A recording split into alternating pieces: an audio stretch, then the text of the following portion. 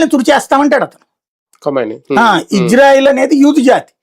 ఇప్పుడు వీళ్ళు కొంతమంది కొన్ని పదాలు వాడుతున్నారు, దాన్ని ఏమంటారు, జెనోసైడ్ అని. జెనోసైడ్ ఏంటి? ఒక వర్గాన్ని తుడిచేయడం, ఒకప్పుడు నాజీలని అంతం చేయడం, ఇట్లాంటిది. జెనోసైడ్ లో ప్రపంచ ముస్లింలు ఎవరు అంతం చేస్తారండి? ఎవరి వల్ల అవుతుంది? 57 దేశాల్లో ఉన్న ఇజ్రాయెల్ చేసుద్దా? లేదా అమెరికా చేసుద్దా?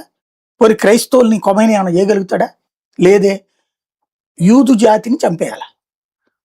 ప్రపంచంలో పైకి శత్రువులాగా కనబడుతూ వీళ్ళిద్దరూ కలిసి చెయ్యాలనుకుంటుంది హిందూ జాతిని, యూదు జాతిని నాశనం.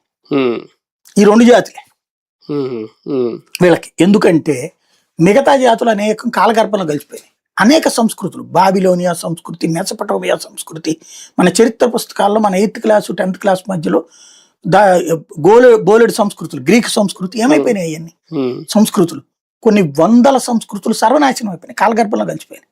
ఎట్లాగా? ఈ రెండు వర్గాల దాడుల మధ్య. వీళ్ళు తమ ప్రత్యర్థి అంటే వీళ్ళకి సంబంధించినటువంటి వాళ్ళు తప్పించి మిగతా వాళ్ళందరూ నాశనం అవ్వాలని కోరుకుంటారు. పైకి వీళ్ళిద్దరు కొట్టుకుంటుంటారు. వీళ్ళిద్దరూ ఒకరికొకళ్ళు ఆధిపత్య పోరాటం. మిగతా జాతుల అంతంలో వీళ్ళిద్దరు పాత్ర ఉంటుంది.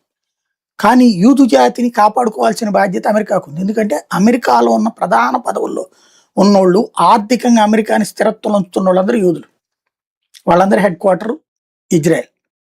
కాబట్టి